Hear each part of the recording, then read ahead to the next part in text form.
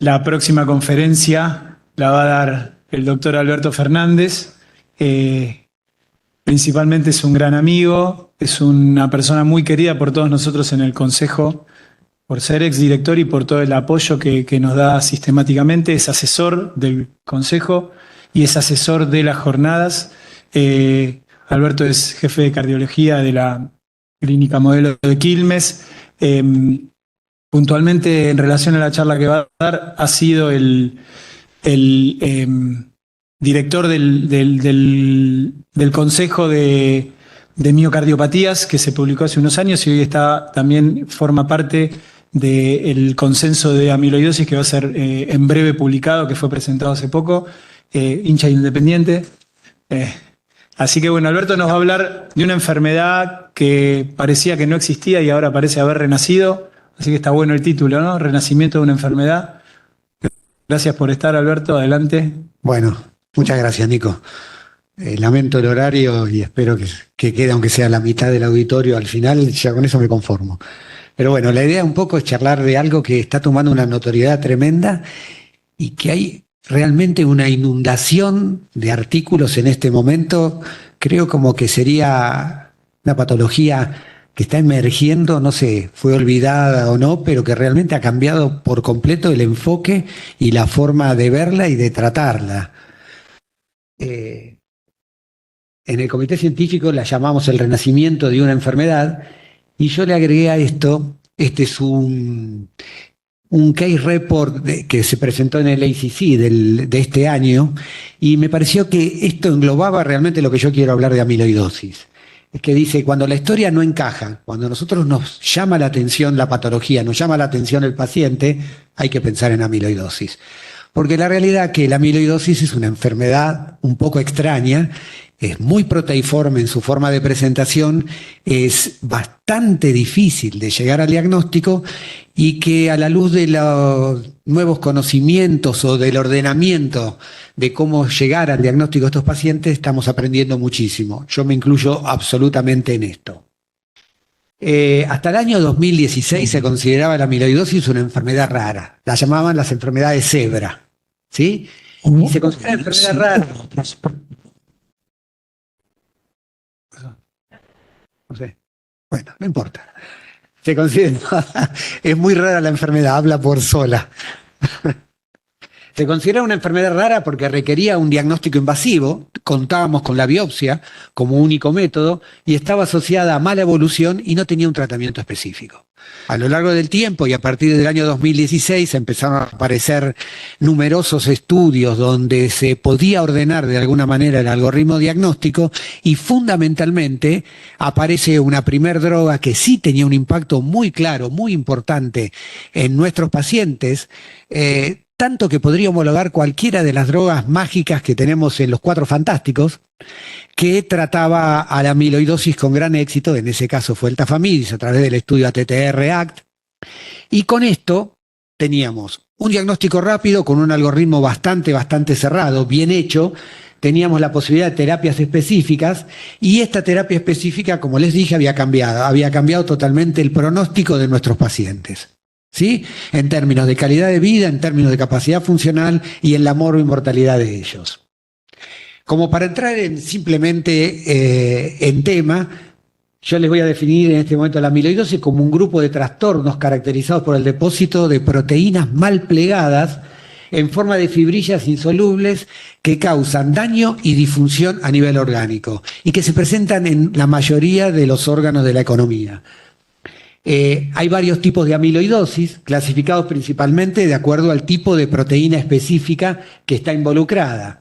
Y en este caso en particular, y la charla que yo les voy a dar va a tener que ver fundamentalmente con la amiloidosis ATTR, porque creo que es la que más está cerca de todos nosotros, porque es la que más compromiso cardíaco ha demostrado de alguna manera. La ATTR, de acuerdo a sus características, se divide en dos: la TTR variante, que es la TTR que tiene un trasfondo genético importante, y la TTR senil o wild, que es la que no tiene un trasfondo genético importante.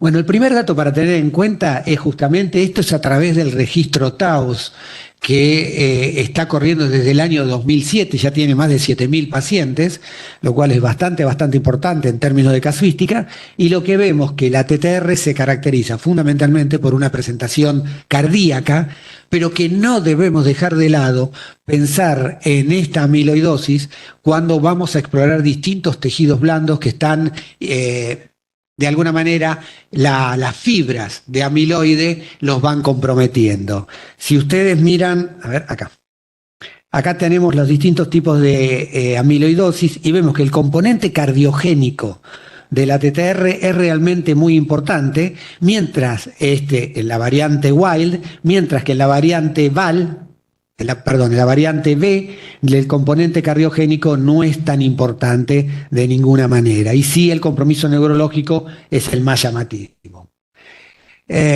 Otro dato muy significativo, creo que es muy importante, es ver qué pasó en la etapa pretafamidis y postafamidis, en términos de mortalidad. Estos son datos nuevamente del registro TAOS, y lo que vamos a ver que los pacientes que no habían sido tratados con tafamidis, muchos de ellos que tenían que ver el periodo 2007-2016, el porcentaje de sobrevida era mucho menor, significativamente menor, que aquellos pacientes tratados con tafamidis. ¿Es solamente el tafamidis la causa de esto? Es muy probable que sí, pero hay que pensar también que llegamos con todos estos pacientes con un diagnóstico precoz.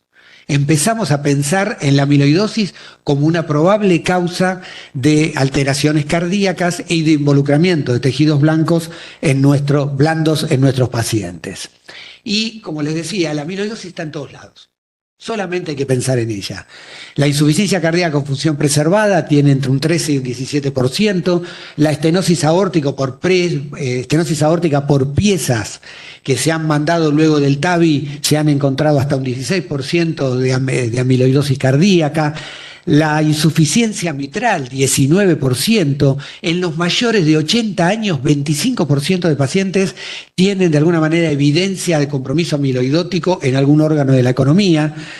3 a 5% de los afroamericanos a través de su trasfondo genético tienen amiloidosis, y el dato muy interesante es la afectación de tejidos blandos. El síndrome del túnel carpiano, unilateral o bilateral fundamentalmente, tiene entre un 10 y un 16%, y la presencia de canal estrecho entre un 13 y 19%. Entonces, el primer planteo que tenemos que hacer es este. La clave del diagnóstico es pensar en ella, es estar atento y actuar en consecuencia. Yo creo que un poco también debido a la gran cantidad de artículos y a todo lo que se está trabajando en amiloidosis, ahora encontramos amiloidosis por todos lados. Realmente lo que estamos haciendo ahora es descartar amiloidosis, no solamente pensar en ellas. Y habrá muchos casos de estudios hechos sin demasiado fundamento, pero es muy probable que si dentro de todos esos estudios algunos podemos hacer diagnóstico y llegan a tener un tratamiento oportuno, estamos salvando la vida de muchos pacientes. Este es el algoritmo diagnóstico que se publicó ahora en el Consenso Argentino de Amiloidosis, y yo creo que estaba muy bueno plantearnos a partir de y voy a tratar de pasarlo rápidamente, pero este es el kit de la cuestión. Primero todo, tenemos que tener una clínica, afectación de tejidos blandos, ahora los voy a mostrar, para empezar a pensar alguna posibilidad. Por ejemplo, ¿quién no tiene un paciente que ha ido a hacerse cirugía de un doble túnel carpiano, o que tiene un canal estrecho, o le llama la atención porque tiene una polineuropatía y el paciente no es diabético? O sea, son todos datos que tenemos por lo menos que tener en cuenta. Después veremos si es así. Y signos que tienen que ver con el compromiso cardíaco, pensando que ya tengan signos de compromiso cardíaco, estamos un poquito tarde, porque ya hay afectación del corazón y por lo tanto esto va a retardar la evolución, pero ya vamos a tener un problema importante. La evidencia del daño va a tener que ver con parámetros ecocardiográficos. En caso de no contar con un ecocardiograma adecuado, vamos a tener la posibilidad de la resonancia nuclear magnética, y vamos a ir avanzando en los distintos estudios. Esto es lo que yo les decía. La amiloidosis es una enfermedad proteoforme con involucramiento de un montón de órganos de la economía. Tenemos manifestaciones gastrointestinales, manifestaciones cardíacas, las que más nos llaman la atención, a las que llegan a los cardiólogos en líneas generales, Manifestaciones musculoesqueléticas, creo que una de las que más también nos involucra en el diagnóstico. Otras manifestaciones, por ejemplo, un paciente que tiene una sudoración demasiado anormal, que tiene intolerancia al calor o al frío que antes no lo tenía, que tiene disfunción renal, infecciones urinarias a repetición o disfunción sexual, manifestaciones de tipo neuropático, neuropatías de tipo sensoriales, motoras. Lo más interesante, la disfunción autonómica, el famoso paciente que era hipertenso y se curó de la hipertensión. Y empieza a bajarle la presión y empezamos a sacarle medicación y nos vamos dando cuenta que algo raro está pasando. Ningún paciente se cura de la hipertensión sin necesidad de tratamiento. Y bueno, todo esto nos va llevando de a poquito a pensar la probabilidad de esta patología. Y ahí podremos ver que va a haber distintas alteraciones o distintas señales de alarma, o red flags, que van a hacer más, el diagnóstico nos va a llevar más a la amiloidosis tipo AL o aquellas que van a tener más coexistencias con la amiloidosis de tipo TTR. Pero esto es lo importante. Esto es sacado de la World Heart Federation, el consenso que publicaron en el año 2003, y ellos lo que plantean es esto. Nosotros tenemos un paciente que en el año... que en el año 2007 le hicieron una descompresión del túnel carpiano.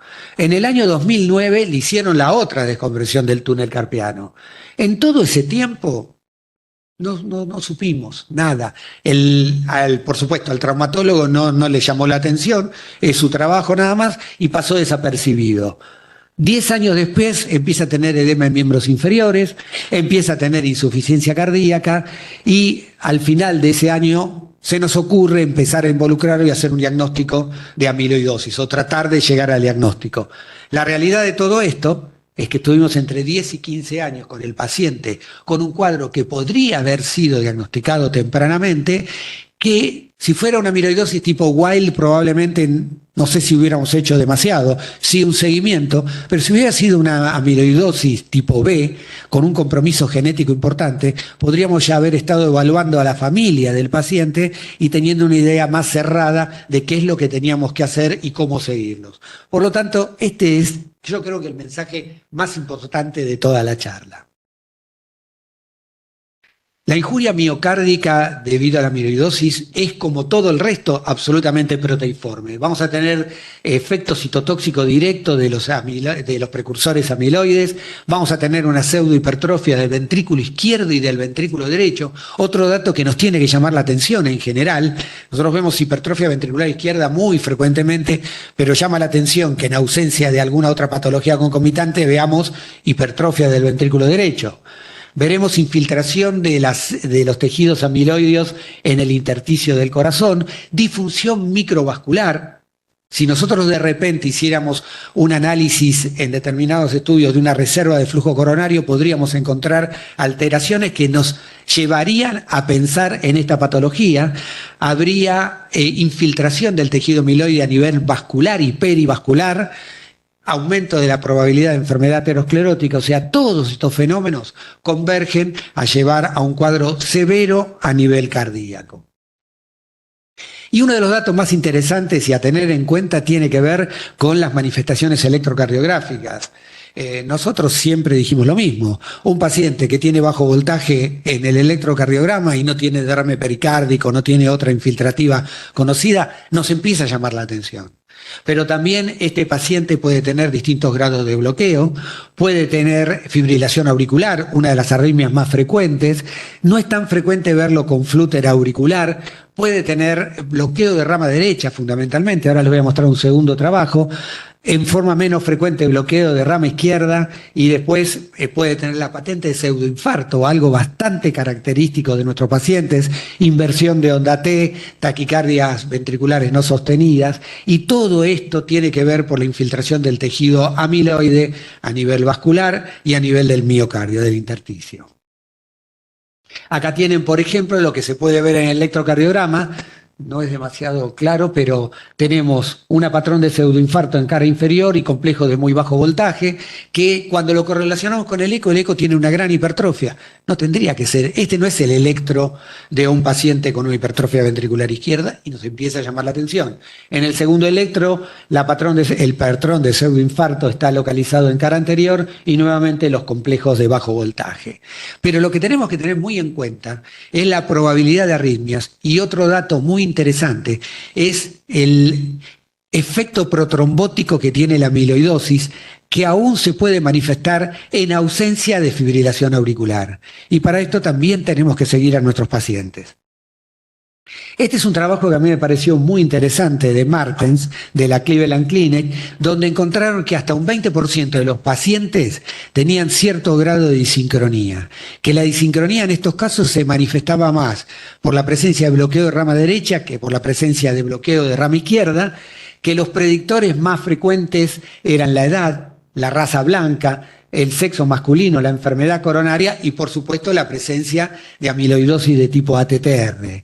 Los pacientes están mucho más sintomáticos, tienen más manifestaciones cardiovasculares y tienen más probabilidad de ir hacia la colocación de un marcapaso, pero el dato muy interesante es esto. Ustedes fíjense que el QRS de estos pacientes es mayor o menor de 130. Nosotros en este momento no indicamos un resincronizador cardíaco y solamente esperamos a nuestros pacientes cuando están en 140, 150 milisegundos. O sea, los QRS no son muy anchos, son de bloqueo de rama derecha, y miren la mortalidad que está asociada. En el paciente que presenta disincronía ventricular, tiene una mortalidad del 10% con respecto a aquel que no la presenta en un 3%. O sea, son datos siempre que debemos tener en cuenta. El ecocardiograma es un poco el gol estándar de nuestros pacientes. Hay muchos patrones característicos en el eco que nos van a hacer pensar en una amiloidosis, la hipertrofia ventricular izquierda, el aspecto granular a nivel del septum interventricular, la disfunción diastólica severa en nuestros pacientes, la imagen en bandera de Japón, en el strain, donde ven que hay conservación de los segmentos apicales. Y acá les puedo mostrar, por ejemplo, una gran hipertrofia ventricular izquierda, el aspecto granular, no es la mejor imagen en estos casos en particular, y la famosa imagen en bandera de Japón con conservación de estos segmentos. Es la forma de entrar en el paciente, de entrar al diagnóstico de ese paciente y junto con las manifestaciones clínicas tener una idea de dónde estamos parados. La resonancia nuclear magnética a partir del ecocardiograma ha pasado a segundo plano. Sin embargo, el ecocardiograma también tiene muchas variaciones, interindividual, tiene mala ventana el paciente, no podemos definir claramente, y en este caso la resonancia nos va a marcar una serie de signos clínicos importantes, imagenológicos, que nos van a hacer pensar en amiloidosis, que tendrá que ver con la gran hipertrofia que puede ser vía auricular, ventricular izquierda o ventricular derecha, el realce tardío de gadolinio con un impacto subendocárdico, en algunos casos transmural, el mapeo de T1 que nos marca disfunción diastólica y el mapeo T2. Todos estos son parámetros que nos van a ayudar mucho a nuestros pacientes. Claramente, si tenemos un eco compatible, no avanzaremos en la resonancia, sino que la resonancia nos va a servir en algunos casos en particular donde existe una duda. Acá tienen imágenes de resonancia donde vemos en el cine lo que es la hipertrofia ventricular izquierda, asimétrica, hipertrofia del septum interauricular y el derrame pericárdico, otro de las formas de presentación de nuestros pacientes, el realce tardío de gadolinio en estos casos y en los ejes cortos también gran hipertrofia ventricular. Vuelvo a decir, es un excelente método diagnóstico, pero teniendo un eco y teniendo de alguna manera manifestaciones clínicas, podemos avanzar en el diagnóstico de nuestros pacientes. Entonces, hasta ahora teníamos ya la sospecha clínica, teníamos el ecocardiograma, ahora vamos a tratar de definir si este paciente tiene o no una amiloidosis. Y para esto se hacen dos test diagnósticos fundamentalmente, solicitar cadenas livianas e inmunofluorescencia en sangre y en orina, y el centellograma con difosfonatos. La utilidad de medicina nuclear. Yo creo que esto nos cambió totalmente la historia natural de la amiloidosis en nuestros pacientes. Un método que es realmente sencillo, que no tiene una morbilidad asociada importante y que nos informa en pocos y contados días si este paciente tiene ninguna probabilidad, baja, mediana o alta probabilidad de tener amiloidosis de tipo ATTR ya de por sí nos define realmente qué es lo que tenemos que hacer con nuestros pacientes. Estos son los 3 tipos de difosfonatos que podemos usar, el pirofosfato, el hidroximetileno difosfonato y este que tiene un nombre muy, muy largo que no lo voy a mencionar, pero que son los 3 que realmente son útiles. Se desaconseja utilizar el tecnesio 99. Lo que utilizamos nosotros en nuestras cámaras gamma cardiológicas no es el método más ideal. Siempre debemos realizar imágenes planares, pero seguidas por SPECT para evitar falsos positivos o negativos, por lo que sería la marcación esta en el pool vascular que nos puede dar un falso negativo. El análisis debe ser cuantitativo y ¿qué nos marca el difosfonato fundamentalmente? La diferencia que hay entre la captación ósea con respecto a la captación cardíaca, de lo que surge la clasificación de Perugini, que es realmente muy útil y vuelvo a decir, nos cambió la forma de ver a nuestros pacientes. El grado C no hay captación cardíaca, hay captación ósea. El grado 1 se puede ver una pequeña captación, pero es ínfima, sigue habiendo captación ósea. El grado 2 hay un melange, un mixto entre captación ósea y captación cardíaca, y el grado 3, el que es claramente patognomónico de la amiloidosis tipo TTR, la captación se da a nivel del miocardio y poca captación ósea. Concomitante a esto debemos hacer las cadenas libres, siempre determinar cadenas libres porque en este momento estamos definiendo los distintos tipos de amiloidosis. Por un lado, la ATTR y por otro lado, si hay un probable compromiso de tipo AL, porque la amiloidosis tipo AL es una urgencia para el paciente. Debemos hacer diagnóstico e inmediatamente derivarlo al hematólogo porque bien tratado tiene amplias posibilidades y no tratado o descuidado de alguna manera por no llegar a hacer este tipo de test, podemos en 6 meses no tener más paciente. Siempre se hace la inmunofijación y la inmunofluorescencia en sangre y en orina. Los valores negativos nos descartan directamente la presencia de amiloidosis tipo A y los valores positivos debemos correlacionar con los distintos parámetros que tenemos, que acá los tienen todos marcados y están todos muy, muy claros. Aconsejo leer el consenso de amiloidosis que se está por publicar en pocos días. Pocos días, ¿no? Más o menos.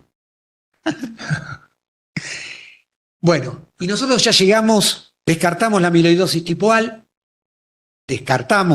tenemos un diagnóstico presuntivo fuerte de amiloidosis ATTR y ahora lo que tenemos que diferenciar es si ese paciente tiene un riesgo de transmitir en forma genéticamente su amiloidosis a su progenie. Sabemos que es de tipo es de tipo autosómica dominante la transferencia de esto, la transferencia de esto, o sea, va a poder ser heredado tanto el hombre como la mujer de los mismos y tienen un 50% de probabilidad de transmitir. Por eso es muy, muy importante generar la determinación del test genético. Porque nosotros podemos asumir que el paciente tiene una amiloidosis ATTR, no hacemos esto y estamos de alguna manera generando que su descendencia, su hijo o su hija, puedan tener un cuadro no diagnosticado y que nuevamente estemos perdiendo el tiempo con nuestros pacientes. Y por último, el caso de la biopsia. La biopsia actualmente tiene poca indicación en los pacientes con amiloidosis a partir de todo el algoritmo con test no invasivos. Con la biopsia vamos a poder definir algunos cuadros que son un poco confusos en líneas generales y nos van a permitir llegar en los cuadros amiloidosis AL, por ejemplo, al diagnóstico definitivo a través de una biopsia endomiocárdica, en algunos casos acotados, o a través de la biopsia de otros tejidos, como puede ser la mucosa yugal, la grasa abdominal o la rectal, o la aspiración con aguja fina de la grasa abdominal. Esto nos va a llevar a hacer un diagnóstico más cercano, pero fundamentalmente yo lo pondría en algunos casos de amiloidosis tipo AL y no de amiloidosis TTR. Con el diagnóstico no invasivo nos alcanza y sobra. Y bueno, ¿y acá qué es lo que puede pasar? Que el paciente tenga cadenas livianas positivas y un centellograma grado 0,1, alto probabilidad de que tenga una amiloidosis tipo AL, derivarlo rápido. No nos distraigamos. Que tenga cadenas livianas negativas con un centellograma grado 0,1, acaba de ver que reevaluar el grado de sospecha, y en estos casos quizás si el eco no fue característico, podemos hacer una resonancia nuclear magnética o en algunos casos seleccionados una biopsia endomiocárdica. Cuando tiene cadenas livianas positivas y centellograma grado 2-3, estamos en un problema. Estos cuadros mixtos nos llevan a empezar a dudar de qué es lo que estamos viendo, y nuevamente acá quizás la biopsia endomiocárdica con tinción de rojo Congo nos permita hacer el diagnóstico final de estos pacientes. Y cuando tienen cadenas livianas negativas con un centellograma grado 2-3, estamos en presencia de una amiloidosis tipo TTR, y lo que nos quedará en este momento hacer el test genético para definir claramente la patología. ¿Cómo lo seguimos a nuestros pacientes? Una forma muy sencilla es a través de imágenes, con resonancia magnética nuclear, con strain o con ecocardiograma para ver el éxito o no del tratamiento instituido, o a través de distintos scores, el de la Mayo Clinic que combina, que combina la troponina T con NT-proBNP, que nos va a marcar pronóstico de nuestros pacientes de acuerdo a que los dos marcadores sean negativos, que tenga un biomarcador o dos. La más utilizada, la que corresponde al Centro Nacional de Amiloidosis de Inglaterra, que combina NT-proBNP y el filtrado glomerular, con un rinde bastante similar en términos pronósticos, y el modelo de Seattle, que combina la dosis de furosemida y la clasificación de la New York Heart, que se utiliza bastante menos. Combinando de alguna manera biomarcadores como son NT-proBNP, troponina T y el filtrado glomerular más imágenes, vamos a poder llegar a poder seguir a nuestros pacientes de una manera bastante fidedigna. Vamos ahora al tratamiento. Hasta el momento y hasta hace 1 o 2 años, el tratamiento de la amiloidosis de tipo convencional era pensar en un paciente que tenía insuficiencia cardíaca con función preservada que no evolucionaba bien con el tratamiento instituido. Los distintos consensos publicados hasta el año 2023 lo que nos marcaron que debíamos evitar los beta bloqueantes, los inhibidores de enzima convertidora antagonistas de los receptores, y que podíamos indicarle antagonistas de los receptores de mineralocorticoides y, por supuesto, en casos de cuadros de congestión, diuréticos. Este es un trabajo publicado hace poquito, es del grupo de Cleveland, son más de 2.200 pacientes, que evaluaron el impacto que tenía en forma retrospectiva los beta bloqueantes, los inhibidores de enzima convertidora y los antagonistas de los receptores. Y lo que encontraron, que me pareció muy interesante, es que los beta bloqueantes reducían en los cuadros de amiloidosis TTR con función sistólica deprimida en un 39% la mortalidad de nuestros pacientes. Más de lo que lo disminuían en los cuadros de insuficiencia cardíaca o función deprimida de cualquier etiología. Los inhibidores de la enzima convertida antagonistas de los receptores tenían un efecto absolutamente neutro, y los antagonistas de los receptores en la población global, es decir, tanto deprimidos como preservados, la reducían en un 23%, siendo mayor el impacto en la población que tenía insuficiencia cardíaca con función sistólica preservada. Por lo tanto, ellos lo que planteaban era esto. ¿Continuamos con los beta bloqueantes? Sí, en la medida de lo posible cardioselectivos y con la menor dosis posible o la dosis que más acepten nuestros pacientes, porque la disautonomía autonómica traía graves problemas. ¿Teníamos que darle inhibidor de enzima convertidora antagonista de receptores? Parecería que no. Si el paciente no está severamente hipotenso y queremos mantenerlos, bueno, tampoco quiere decir que son absolutamente patogénicos. Y sí teníamos que dar antagonistas de los receptores. Y ahora, nuevamente aparecen nuestras glifosinas queridas. Este es un trabajo también publicado de la Cleveland, este es del grupo de Italia, me confundí yo, del grupo de Toscana. Son 2.356 pacientes seguidos durante casi 10 años, de los cuales 260, un 11%, habían estado recibiendo glifosinas. Esta es la fracción de eyección, la mediana de fracción de eyección, y los datos fueron realmente muy categóricos. Probablemente tengamos que refrendarlo con más número de pacientes o algún estudio randomizado, si se puede, Pero lo que vieron es que había un efecto protector a nivel del filtrado glomerular, similar de lo que veíamos en función sistólica deprimida, que había una disminución del NT-proBNP muy marcada, que la tensión arterial sistólica no descendía igual que en el grupo placebo, y esto era lo más interesante. Fíjense que a 50 meses se reducía la mortalidad por todas las causas, 43%, la mortalidad cardiovascular en casi un 60%, la hospitalización por insuficiencia cardíaca, 43%, y el evento combinado en un 43%. O sea, el impacto que tenían las glifosinas en esta cohorte de pacientes, por lo menos nos hace pensar que podríamos tratar a nuestros pacientes con glifosinas, y segundo, que tendríamos que hacer algún estudio para terminar de definir su impacto. Y por último vamos a la terapia específica. La terapia específica nosotros conocemos que existen un grupo de drogas que se llaman silenciadores, que tienen como mecanismo de acción inhibir la síntesis hepática de la transtiretina mediante la interferencia del ARNN y los oligonucleótidos antisentido, reduciendo en definitiva la producción de ATTR. Y por otro lado teníamos los estabilizadores que se unían al sitio de unión de la tiroxina en la ATTR, con lo cual estabilizaban el tetrámero y prevenían la degradación y la formación de fibrillas amiloides. Los silenciadores, los más comunes, o los que han sido estudiados, son hepaticerán, el indotercén y el butricerán. Yo les voy a mostrar un poquito de butricerán por ser lo más nuevo que se ha presentado hasta este momento con un impacto importante. Y dentro de los estabilizadores, el tafamidis, acá no está el acoramidis, diflunisal serían las drogas más conocidas.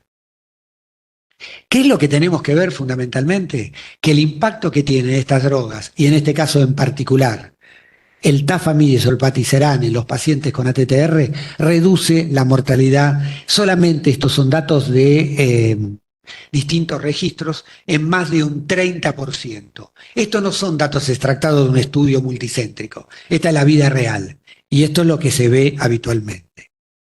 El primer estudio que se hizo, y el único importante con la droga, evaluando la droga tafamidis, fue el estudio ATTR-ACT, y en esto lo que se observó fundamentalmente fue una reducción del 30% de la mortalidad al terminar el estudio, con un impacto temprano ya a partir de los 12 meses, y cuyo tratamiento más importante se basaba, acá no lo van a ver, en ATTR tipo Wild, y en la población con mayor impacto tenía que ver con la clasificación de la New York Heart 1 y 2.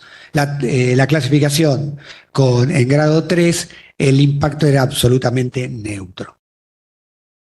Cuando se valoró lo que era hospitalización, se mostró exactamente lo mismo, una reducción del 32%, una ganancia clara en la caminata de 6 minutos, una ganancia clara en el test de calidad de vida evaluado por el score de Kansas, y acá tenemos para ver lo que pasaba con la gran mayoría de los subestudios. Claramente, en la forma Wild era el impacto mayor, con una P altamente significativa, en las clases funcionales 1 y 2, y cuando se evaluó en el seguimiento posterior 20 miligramos versus 80 miligramos fue la dosis que demostró impacto en la sobrevida y en la hospitalización. Este es un subestudio presentado en American Journal of Cardiology en el 2021 que evaluaba calidad de vida, y fue realmente muy, muy importante el impacto que tuvo en todos los distintos scores del score de Kansas, todos los distintos dominios del score de Kansas, también en el EQ5D y en el EQ-VAL.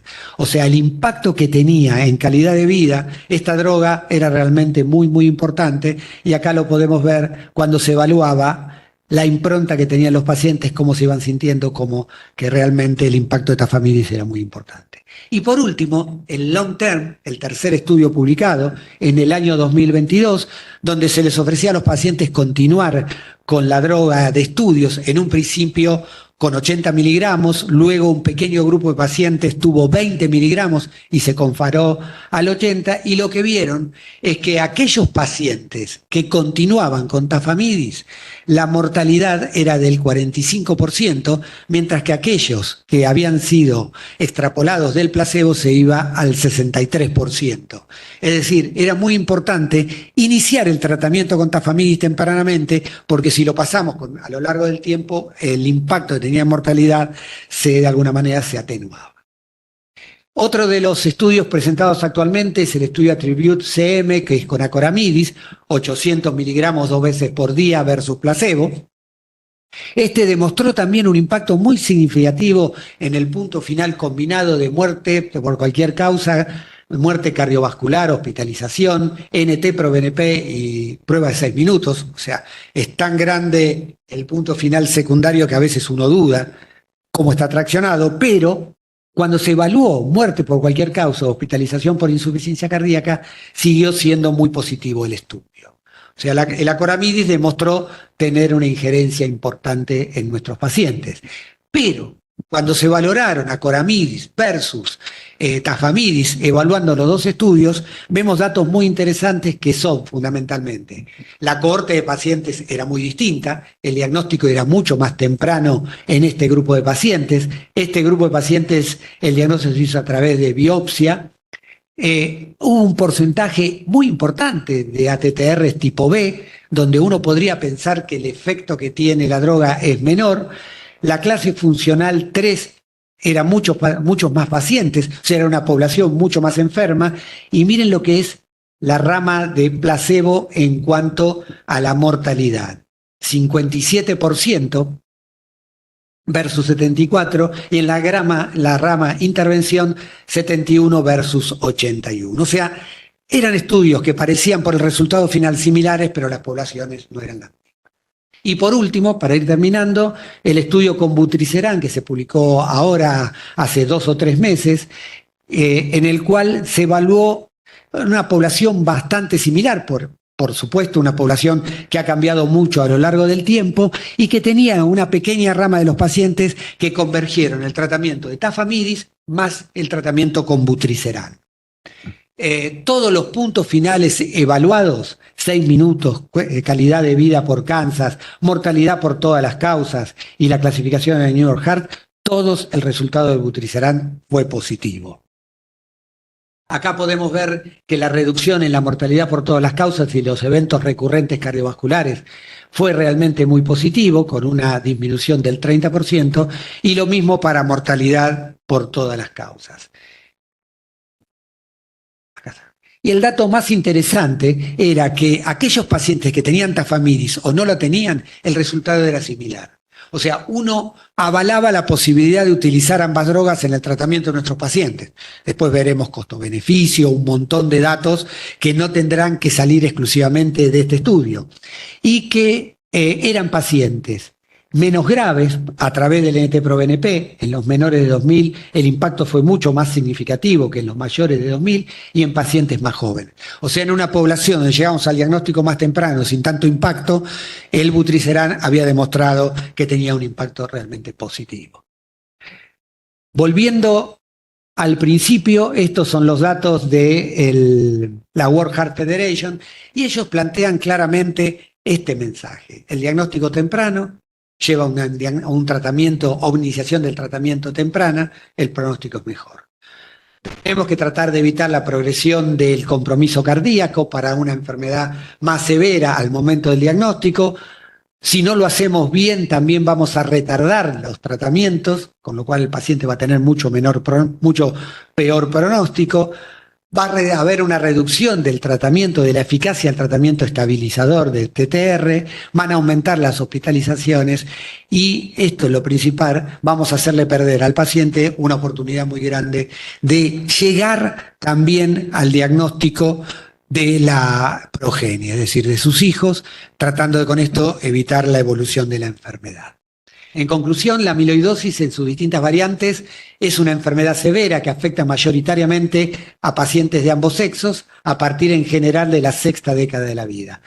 La amiloidosis ATTR es la variante con mayor compromiso cardíaco, fundamentalmente la tipo Wild. Su presentación clínica es muy proteiforme, siendo una de las formas más frecuentes la insuficiencia cardíaca con función preservada. Es fundamental estar atento a los marcadores red flags. a los marcadores tempranos, que pueden preceder a la enfermedad hasta 10 años de afectación cardíaca.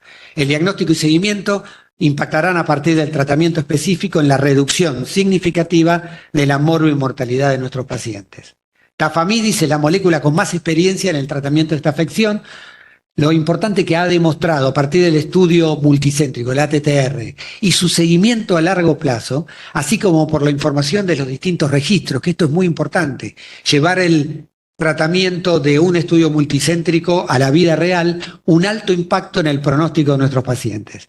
El tratamiento convencional de la insuficiencia cardíaca o función preservada o deprimida cuenta con nuevos datos que nos van a permitir, a partir de una indicación racional, lograr una mejoría sintomática y del pronóstico, y cabe resaltar actualmente los datos emergentes de distintos registros acerca del beneficio de las glifosinas. En definitiva, volviendo a esto, la metamorfosis, de alguna manera podemos llamarla, de la amiloidosis tiene una explicación clara y sencilla: pensar en ella. Solo un diagnóstico temprano e implementación del tratamiento va a modificar la historia natural. La educación continua y la difusión del conocimiento son las mejores herramientas con las que contamos con nuestros pacientes. Muchas gracias.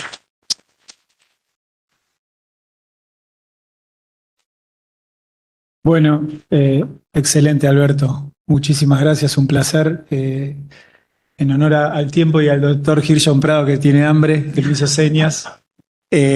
Vamos a dar lugar a una pregunta, si no, a la doctora Soricetti te va a hacer una pregunta y nos vamos a almorzar. No vas a reír. No, yo te quería consultar por el tafamidis. Si tenemos presentación de 61 miligramos y tenemos también ahora 20 miligramos. ¿Eficacia? ¿Hay alguna diferencia en la práctica clínica frente a una forma de presentación una vez por día versus darle varios 20, 40, 60 miligramos? En el long term se evaluó en la última parte, la verdad que me olvidé de mencionarlo, tratando de ser rápido, que los pacientes siguieron con tafamidis 61 miligramos. Hubo un pequeño grupo que estaba con 20, que lo compararon con 80, que el 80 fue claro, y la presentación que ahora tenemos de 20 miligramos le vamos a dar 4 pastillas. O sea, vamos a tratar a nuestros pacientes de la forma inicial del tafamidis, meglumina con 80 miligramos, tendrá que tomar 4 pastillas, versus el de 61 miligramos. ¿Qué tenemos a favor del de 61? La pastilla y el long term, pero la realidad es que el long term no se valoró contra otros. Ha demostrado ser eficaz, pero bueno, las dos formas de presentación farmacéutica yo creo que son absolutamente útiles, no intercambiables, pero sí no tienen diferencias. Perfecto, era para ver ese mensaje, ¿viste? Porque a veces los miligramos... Y no vamos a dar 20. Exacto. Esto es claro, 20 es para neuropatía. A una neuropatía, nada más. En la amiloidosis cardíaca, la dosis es 80 miligramos de meglumina o 61 miligramos la otra forma. Perfecto, es decir, que va a tener que tomar más comprimidos, pero tiene la misma eficacia. Absolutamente. Excelente. Una aclaración, la dosis de 61 no tiene un estudio contra placebo. El estudio contra placebo es 80-20 contra placebo. Exactamente. En el long term se basaron en un estudio de bioequivalencia, no en un estudio contra placebo. Y no es una cuestión de vida media, sino es una cuestión del armado de la molécula, que el paciente puede tomar 4 comprimidos juntos de 20. No necesita tomar uno cada 6 horas, porque no es un tema de vida media, sino de la molécula en sí. De dosis. Bueno. Esto no es una pregunta, es una reflexión. ¿Cómo vamos a hacer para hacer diagnóstico temprano en la enfermedad si estos pacientes no nos vienen a ver a nosotros 12 años antes? Digo, tengo conflicto de interés porque hay que invitar a los traumatólogos. Digo. Te vuelvo a decir lo mismo. Desde que uno empezó a leer y desde que nos inundaron los papers de amiloidosis, yo veo amiloidosis, levanto una piedra y veo una amiloidosis. Sí, en algunos casos, sí, no en algunos, en la mayoría de los casos, tenés razón vos, porque nosotros vamos a ver mucha manifestación cardiológica y ya esto, el paciente ya tiene un montón de tiempo. Lo que planteaban un poco que uno tiene que estar atento y hablar con traumatología. Vos tenés un doble canal, un doble túnel carpiano. decile, mándenlo a anatomía patológica, hagan un rojo Congo y tenemos diagnóstico. Un canal estrecho, exactamente lo mismo. Manifestaciones gastrointestinales extrañas. Cuando el paciente no te cierra, como decía lo que pusieron los norteamericanos, quite fit, entonces tenés que pensar. Es muy difícil, realmente es muy, muy difícil, porque no creo que haya muchos especialistas que tengan ganas de movilizar un montón de cosas para llegar al diagnóstico. Pero bueno, es lo que tenemos. Ahora, pequeños cambios en el electro, una insuficiencia cardíaca con función preservada que no termina de cerrar. Bueno, si llegamos al diagnóstico y no sigue con lo mismo. Cuando se presentó el estudio Paragon, que se presentó en Francia, los franceses gritaban directamente que no había dado porque eran todas amiloidosis. La media de fracción de eyección que no dio, ¿se acuerdan? Es a partir de la mediana de 57. Entonces decían que esos pacientes eran todas amiloidosis. Como los franceses tienen una población negra muy importante y hay una mayor prevalencia de enfermedad en este grupo de pacientes, para ellos era esto. Por supuesto, como no queremos a los franceses, entonces vamos a quererles por la mitad, pero hay algo que tiene que ver con eso. Bueno, cerramos. Quería agregar a lo que están comentando, en vistas de tratamientos específicos que tienen un gran impacto en la historia natural de la enfermedad, pero que paradójicamente, a diferencia de lo que estamos acostumbrados, los menos graves son los que se benefician, justamente porque hay que llegar temprano. Me parece que el gran cambio en el paradigma y el gran cambio en la historia natural lo va a dar el paper que publica hace 2 o 3 años García Pavía, donde nos dice las red flags y el tratamiento impacta, pero me parece que la clave es y hacer educación en diagnosticar temprano. Creo que la clave pasa por ahí. Bueno, un lujo. Gracias, Alberto.